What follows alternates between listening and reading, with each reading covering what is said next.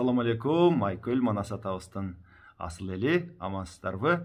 Ошентип кайрадан кечеги токтогон жерибизден Манас баянын улайбыз. Манас хандын колу менен тетигил Ташкентти бийлеген Кытай Панус хандын колу ошентип Салман суунун жээгинде кездешти. Баатырлар адаттагыдай эле жекеге чыгышып, Кыргыз тараптан алдыда жүрсө Акжолтой, артта жүрсө Санголдой, Бакай атабыз жекеге чыгып, Панус хандын колунан чыккан эки баатырды удаасы менен өлтүрүп, анан Панустун колуна кайрылып, ат ойнотуп, баягы айкырык салып, ошентип ошонун ичиндеги түрк балдарына чакырык жасады да. Анткени Панус хандын колунун ичинде алаш тектүү, түрк тектүү, кыргыз, казак, жана башка деген баягы аскерлер көп болгон экен. Анткени мынау чүйдөн баягы Акунбешимдин калган колун Шамың шаа баштап алып, ошол Салман суунун жээгинде жанагы тугалык менен чын төлөөгө барып кошулуп, Манастын дайынын айтып, булар деген абдан өжөр эл экен, булар деген согушчан эл экен, эми бирге коргонбосок болбойт деп айтып барды да канча миңдеген колду башкарып алып. Алардын ичинде дагы ошол алаш тектүү элдер бар эле дейт.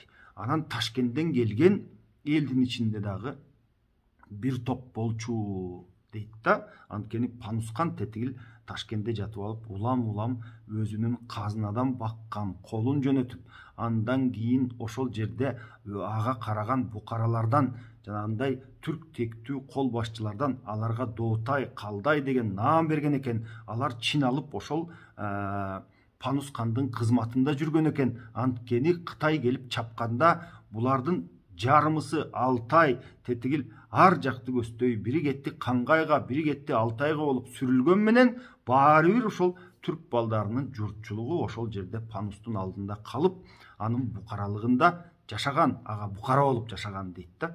Мына ошолордун баарысы тетигил Бакай атабыз ошолорго чакырык салгандан кийин алардын баарысы бөлүнүшүп, кадимкидей дейт, Кытайды карап, кытайлар алардын көзүнө жаман көрүнө баштады дейт да. Мына ошентип бөлүнүшүп калды дейт. Анда Бакай атабыздын ошол кездеги көрүнүшүн укмуш сүрөттөйт да Сагынбай атабыз. Мен аны сиздерге китептен окуп берейин. Түп бежиндик сен Кытай, саа түшүрөм жинимди, Кудай берсе куткарып жибербесмин бириңди. Уругум алаш экенин улуу кичүүгө билинди, мунун айтып Бакай айкырды дейт. Баатыр менен балбанын базур жатып албагын, эр болсоң Кытай келгин деп, эсен болсоң элиң деп, талкалармын урушсаң табылар сенин элиң деп дейт даганан кийин. Астындагы көк тулпар атырылтып, ойнотуп, аткан жанын огундай окторултуп, сойлотуп, бир ордунда турбастан баягы көк тулпарды ар чаап, бери чаап, Панустун аскерлерине кайрылып мына ушинтип турду дейт да. Калкан жаап башына туулганын катебин салаңдатып кашына дейт. Баягы туулганын ушул мурунду жапкан темири туулганын катеби деп айтылат экен да. Карыпчысын байлатып, кайра жаачу булуттай кар жүзүнө айлантып, чарайнасы кыягы, азыркысы абаңдын Рүстөмдөй сыягы дейт. Илгерки качанкы бир доордо өткөн Рүстөм баатырдай болуп көрүндү элдин көзүнө дейт да. Эми атындагы бир сонун сүрөттөйт. Астындагы көк тулпар кара бою капталуу, кандагайга чапталуу, тула бою күймөлүү, туягынан бөлөгү сары алтындан түймөлүү. Кечип жүрсө чок өтпөйт, кездеп атса ок өтпөйт дейт да. Мына ушундай Бакай атабыздын көрүнүшүн Сагынбай атабыз сүрөттөп кеткен. Ушинтип элге кайрылгандан кийин наркы Панустун колунун ичиндеги баягы кыргыз тектүү баатырлар анан бири-бири менен шыбырашып кеңеше башташты дейт да. Ай, акылга дыйкан көкөтөй, ага барып эмесе акылдашып көрөлү.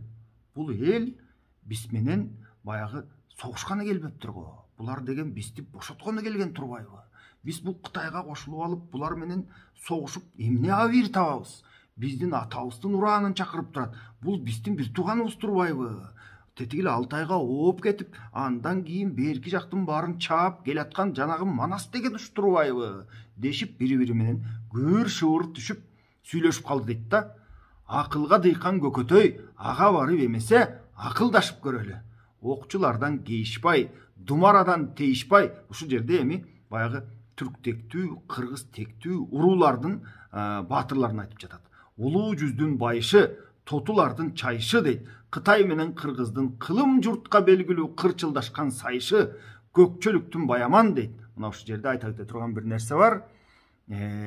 Ташкенттин айланасында Аскачы деген жерде дейт, илгери кадимки казактын Айдарканы кала куруп, мына ошол жерге 2 жыл жашады эле дейт да. Ошол калаада 2 жыл жашаганда Көкчө деген уулду болду эле. Мына ошол Көкчөнүн атына тигил калаанын атын койду эле, Көкчө деп дейт. Мына ошол көкчөлүк баямандагы берки топко кошулуп кеңешип жатат да. Көптүктөн алаш тараган дейт. Өкүмүнө Кытайдын көптөн бери караган. Мына ошол шаар өкүмүнө Кытайдын көптөн бери карап турганы жөнүндө маалымат берип атат. Жаныштардын Назарбек жалпы журтка айтат кеп, өз жакынын кор көргөн өргүй албай түү деп анан Назарбек сөз чыгарып, берки жакта баягы колду баштаган чын түлөө тугалыктарга келип анан минтип айтып турат да. Биз эми тетигил жакта Көкөтөйдүн кашына барбасак болбойт го. Биз кичине баягы кеңешип албасак болбойт го. Мунуга азыр колдун астына чыгып кыйкырып аткан баатырдын жарым сөзүн түшүндүк, жарым сөзүн түшүнбөй турабыз дегендей кылып, жымсалдатып, жылдырып сөз баштап, биз тетигил Көкөтөй аксакалга барып кеңешип келбесек болбойт го. Анын үстүнө бул Манас дегендин колу аябай көп дейт. Кытай муну чантуу деп айтат экен. Анан Калмак муну бурут деп айтат экен. Калгандар болсо кайдан келген журт, Жажуч Мажуч деген журтпу, бул ким деген журт деп бир таң калып атышат. Ошондуктан биз тетигил Көкөтөйгө баралы дагы аксакалдарга кеңеш кеп салалы деп акырын жылдырып айтса, тугалык катуу сүйлөп койду да тетигил Назарбекке.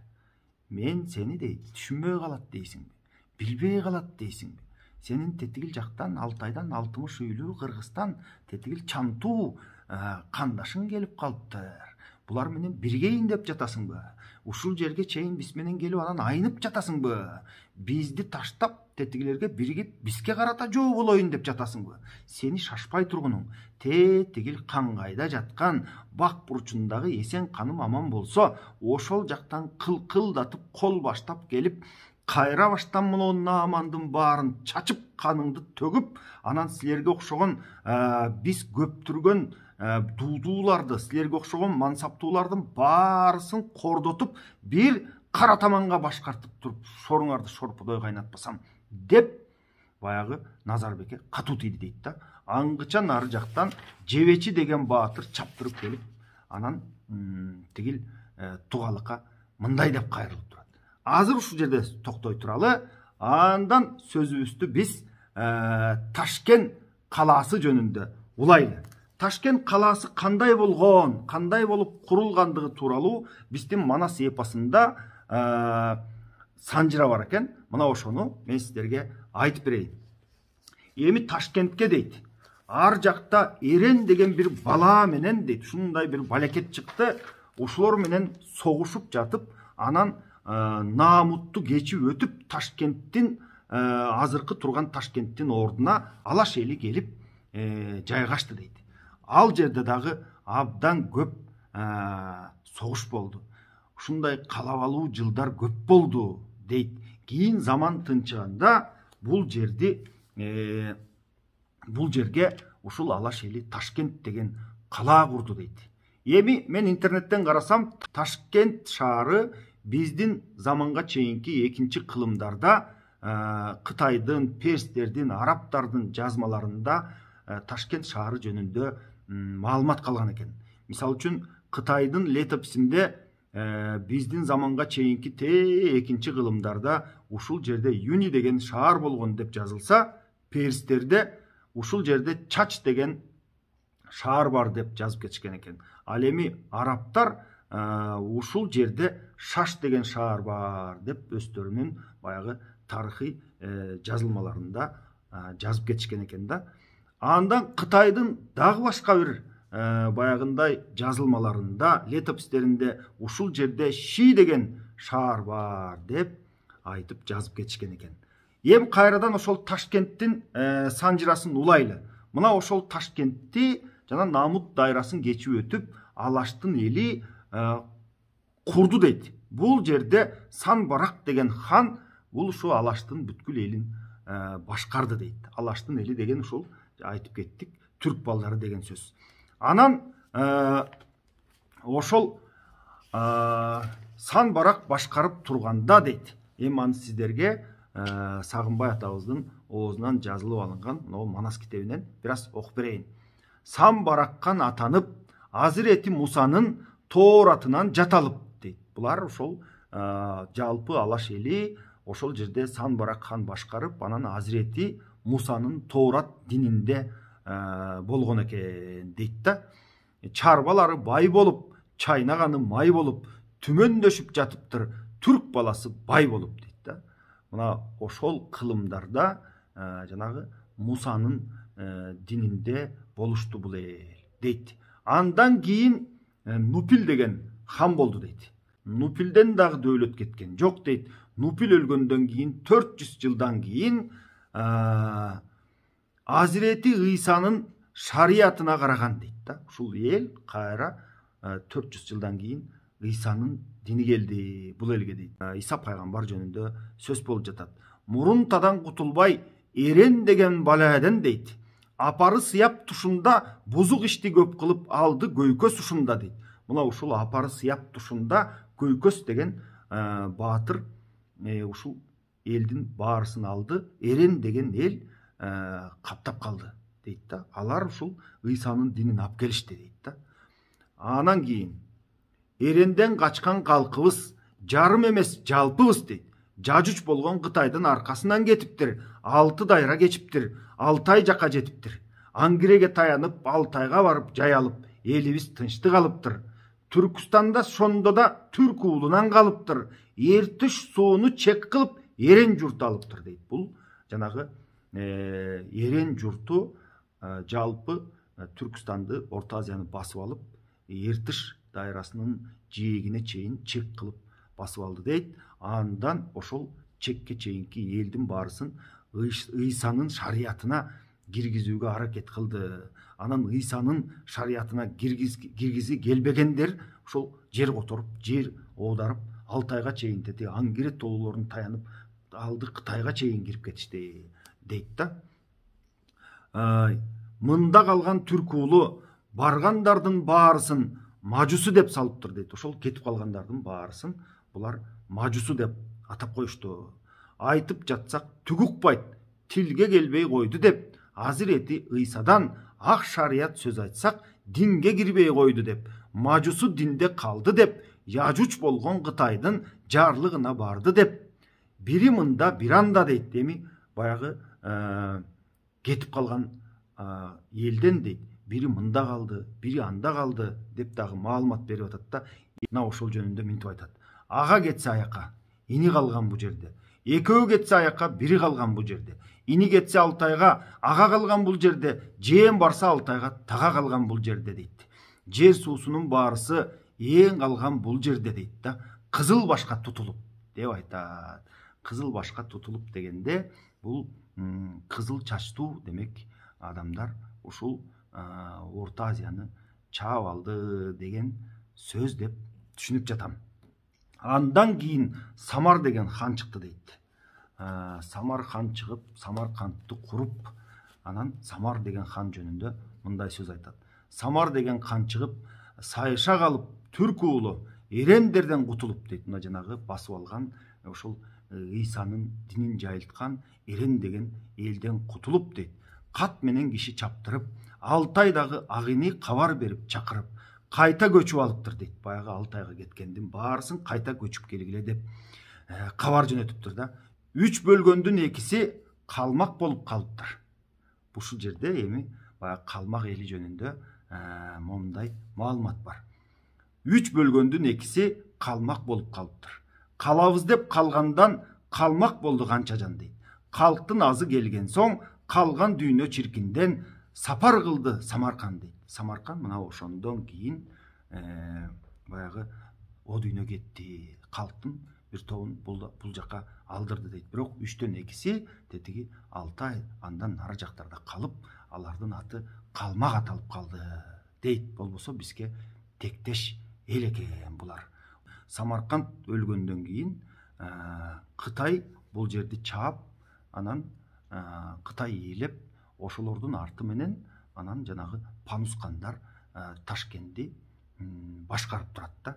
Эми кайрадан туугандар тетигил Манастын колу менен терешүүгө даярданып турган Панустун колуна баралы. Назарбек жанагы Тугалыкка барып атпайбы? Биз эми баягы Көкөтөй аксакалыбызга барып кеңешип келели депчи. Десе жанагындай Тугалык анын эми айнып калганын билип туруп анан жана сөздү айтып атат да. Эсенкан келсе силердин эсебиңерди табабыз деп. Бул учурда анан артынан Жебечи деген баатыр жетип келип, тиги Тугалыкка катуу тийип, мынан биздин Манас шерибиз чыкты, биздин баатырыбыз чыкты. Эми биз өзүбүз кетип барып тетиги Көкөтөй менен кеңешип келели деп айтып жатабыз. Биз эмне тууганыбыз менен чабышалыбы? Ана мынакей тууган деп тетиги Калмакты айткан жокпуз, Ойротду айткан жокпуз, Маңгулду айткан жокпуз. Алардын баары калды сенин колуңда. Ошолордун колу менен да сенин колуң арбын го. Биз барып барса эмне Көкөтөйгө барып кеңешели да, биз туугандарыбыз менен чабышалыбы деп муну ушинтип катуу айтып, анан колду бөлүп алып, жана Чылансай деген жерге кетип калышты дейт да. Чылансайга барып өстөрүнчө тизилип, ок чундап өстөрүнчө туруп калды. Чылансайга булар барып турганда баягында Көкөтөй айтты эле. Аны билесиздер.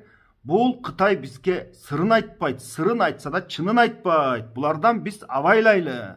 Мүмкүн тетигил Олуй атанын элине окшотуп, бизди дагы кырып коебуз, кырып таштайбыз, талайбыз деп чыкпасын деп, тетиги Аплатун тоолоруна чейин ат чаптырып, киши алдырып, кол курап, анан кийин ушул Манастын жолун утурлай Көкөтөй кол жөнөткөн. Бул 200 000 кол ошо Чылан суунун жээгине тетигил азыр эле жанагы Назарбектер баштап кетип калган колго келип кошулуп, кыргыз казак баарысы учурашып, табышып, Көкөтөйдүн көк туусу көтөрүлдү калкылдап дейт. Муну ушинтип булар Чылан суунун жээгинде туруп калды. Бул суу кийин Түлкүбаш деп аталды дейт. Бирок акыр заман балдары бул жерди Түлкүбаш деп атап алышты дейт. Эми Чылан сууда булар тура турушсун. Ал эми берки жакта Панустун колу кандай болду? Аркы жакта Манастын колу кандай болду? Ал тууралуу мен сиздерге эртең Кудай буйруса маалымат берем туугандар. Бүгүн баарыңыздарга ийгилик, жакшылык каалап, аман болуңуздар демекчимин.